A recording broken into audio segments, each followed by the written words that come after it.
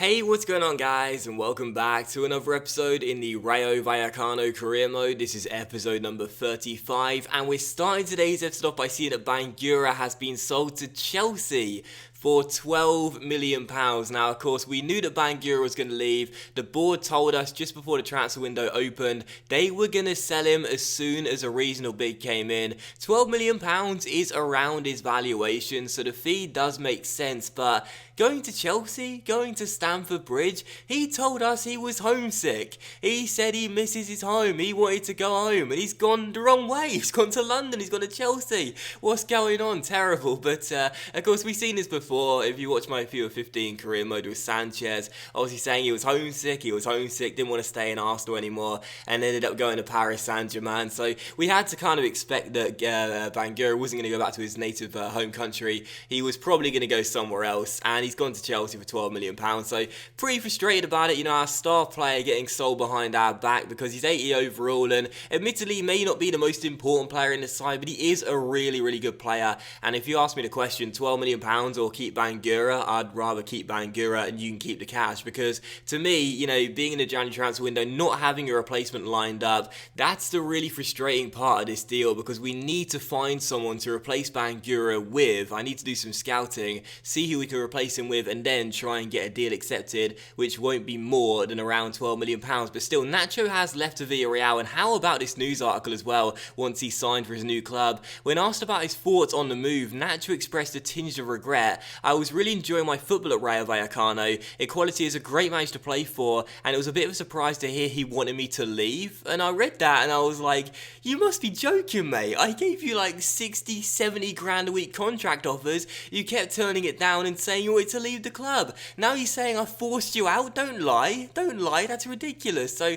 I was pretty frustrated about that news article there. That made absolutely no sense whatsoever. But either way, to replace Nacho, I might try and give this guy an escape route. Now, I know Liverpool fans will have their hands over their heads right now, but hear me out. Alberto Moreno clearly isn't really doing too well at Anfield right now, but I feel as though we can offer him an escape route, bring him back to Spain and see if he can get it sorted over here at the Estadio de Vallecas, because I think he'd be a pretty decent replacement for Nacho as well. You know, he's a rating higher at 78 overall. It'll cost a little bit more than Nacho was sold for at £6.5 million. Nacho, of course, went for £3.8 million, but I think he'd be pretty decent as a signing to replace our experienced left back. I guess we'll have to wait and see, but he is the guy that I'll be going for as my number one replacement for Nacho, and we'll have to wait and see. Maybe I can turn him into a great defence-minded fullback. Probably not if Jurgen Klopp can't do it, but you never know, right? But still, we take on Almeria here for the first of 3 games in today's episode in the Copa del Rey round of 16 second leg.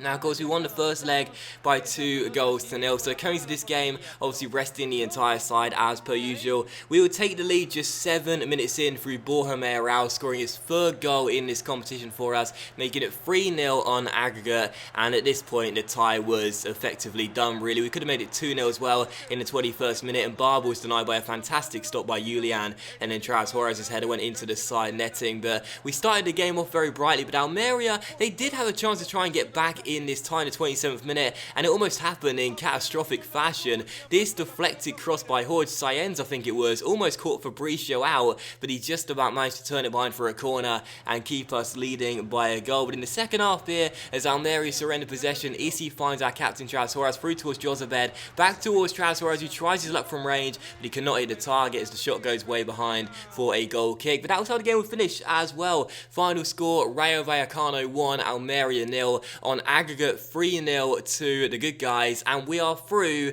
to the Copa del Rey quarter-final. So I said I wasn't really too fussed about this competition, I wasn't really too bothered about it at all, and truth be told, as we're still top of the league right now, and also into the knockout rounds of the Europa League, I'm still not too fussed about it. But a good cup run could be quite nice in our second season, so you never know, right? We'll see who we'll take on in the quarter-finals, and I guess you never know. Like, it's a possibility, and even though I'm far more fussed about the league title right now, and of course Europa League as well, having a third competition, like if we can handle it, keeping on playing these backup sides, then I guess it's not too much of a big deal, right? If I can handle playing a weakened side every time, then I don't mind one bit if we keep going through. But actually, I don't think we'll be able to get away with getting through to the next round whilst playing a backup side in this tie. We've been drawn against Real Madrid in the quarterfinals of the Copa del Rey, which is really frustrating because, again, I'm not too fussed about the Copa del Rey. You know, I really don't care. The board don't care either, but it would have been quite nice. And after the Almeria game, I was thinking, oh, you never know, Copa del Rey semi-finals, get through this tie, and then you never know, even getting through to the final is a possibility. Seeing it's Real Madrid in the next round, yeah, I don't think that's going to happen somehow, but still, we'll rest the entire team anyway, and hopefully we won't get battered too badly. But still, following that, we had a bid for Cornate, which we, of course, rejected, and also Real Madrid rejected our bid for Jesse Rodriguez. He was out of contract in the summer, so I thought we might be able to get him on the cheap, but they say no, £23 million, or don't bother coming back, so we won't bother coming back. But anyway, Liverpool did accept a £6.5 million bid for Moreno. Jurgen Klopp clearly can't wait to get rid of the guy. So yeah, Moreno, we offer him a contract here, crucial first team player status, 3-year deal on 70 grand a week. We shall wait and see what he says. And again, I think this will be a pretty good move for him, and I think it'll be a good signing for us as well to replace Nacho. So it makes sense. I guess we'll have to wait and see whether he accepts that contract or not, though. Hopefully he will, and he'll become our replacement for the 27 or 28-year-old, can't remember now. But anyway, for the next game of today's episode, the second of 3, we take on Espanyol here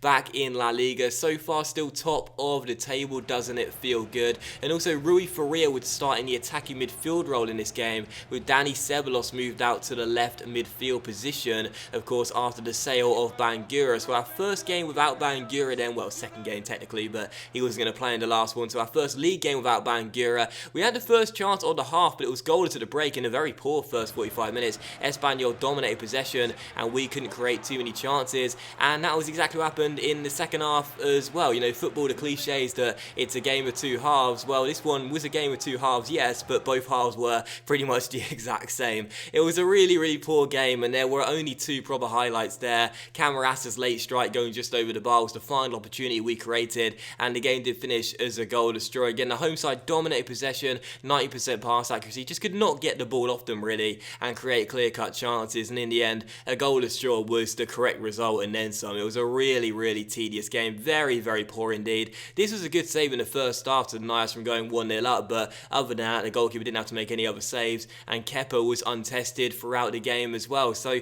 very, very dull, very, very tedious game, that one. Now 2 league games without a win as well, obviously after the defeat to Barcelona in the last episode as well. That's a bit disappointing, and as you can see, what's even more disappointing is that after the game, Alberto Moreno says he loves living in Liverpool, does not want to leave, and he declines his contract. So it's so frustrating. We have the money to now sign a player, but the player don't want to come to us. It's like, seriously, we sold Nacho. We've got this left back role here for you, Moreno. The number 3 shirt is calling out for you. Why don't you come to the Estadio de Vallecas? Well, he'd rather stay at Liverpool and get abuse from fans on Instagram all the time. It's ridiculous. So hopefully he will go ahead and accept the contract. He knows it makes sense. He knows it makes sense to come to the Estadio de Vallecas. We give him a better deal. We'll wait and see what he says, and hopefully he will understand that it's better for him and better for us to have him as our left back here at the Estadio de Vallecas. But still, for the third and final game of today's episode here, we will take on Real Madrid for the Copa del Rey quarterfinal first leg. Now, I was going to play this game live, but of course I was going to rest the entire side for the game, so I thought, you know, we'll probably lose by quite a few goals, so I won't even bother. And just 4 minutes in, I felt as though that was exactly what was going to happen in this game. Real Madrid would open the scoring through Isco, and again, a cup run, like I said, the Copa del Rey cup run would have been quite nice, but as soon as I knew we were drawing against Real Madrid, I thought, you know what, forget about it. We've got a congested fixture list right now. I'm far more focused on what happens in the league title race, so we can forget about the Copa del Rey and just watch us get beaten by our rivals Real Madrid. We weren't going to give up though, despite conceding just 4 minutes in. Mayoral could have hit back in the 12th minute, that header going just wide of the post, and then a few minutes later, another great chance for us here. Once again, Mayoral gets the wrong side side of his man Pepe, goes through one-on-one, but Kiko Casilla makes a very fine save to his left-hand side and turns it behind for a corner. So a couple of very good chances for Mayoral, our top scorer in this competition, but unfortunately Casilla made a really good save there, and it was still 1-0 to the away side. But in the second half, another good chance for us just 2 minutes after the restart. Charities was denied by another good stop by Kiko Casilla,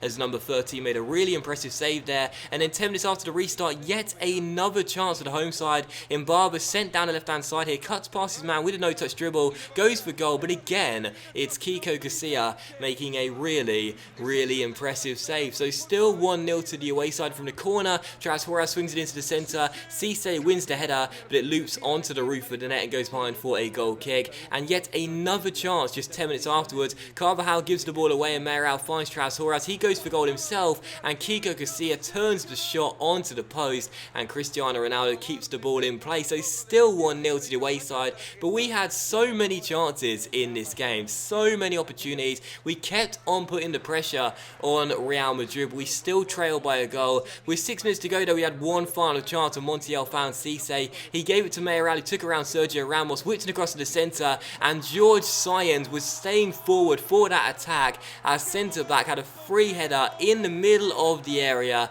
and finally we beat Kiko Casilla, and with 5 minutes to go, made it Rayo 1, Real Madrid 1. So a great cross by Mayoral, and Sáenz with a free header rises highest, but of course there was no one to beat in the air. He has a free header, puts it past Casilla, and makes it 1-1, as it looks as though we are going to have an absolutely extraordinary result here at the Estadio de Vallecano until stoppage time, when unfortunately Real Madrid would go ahead and rescue themselves the win and claim themselves the victory thanks to Cristiano Ronaldo. And this was absolutely gutting as well, because I felt as though throughout the entire game we deserved something from this, but in stoppage time, I mean, what a ball by Jesse Rodriguez. Unbelievable cross to the far post. You can see why I want to sign the guy. Unbelievable ball, and at the far post, Cristiano Ronaldo rushes in, beats his man, and heads the ball past Fabricio and in to the back of the net. So final score, Rayo 1, Real Madrid 2, and